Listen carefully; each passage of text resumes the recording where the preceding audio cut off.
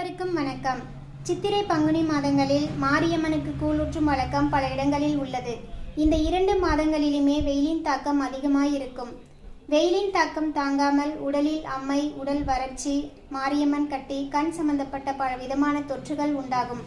இதிலிருந்து நம்மை பாதுகாக்க உடல் வெப்பத்தை சீராக வைத்துக் கொள்வது அவசியம்.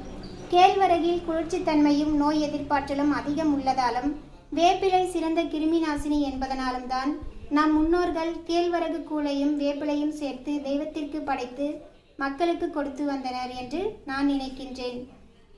விரத முறைகளை ஏற்படுத்தி மஞ்சள் வேப்பிலை கலந்த நீரில் குளித்து நம் உடலை பல தொற்றுகளில் இருந்து பாதுகாத்தனர்.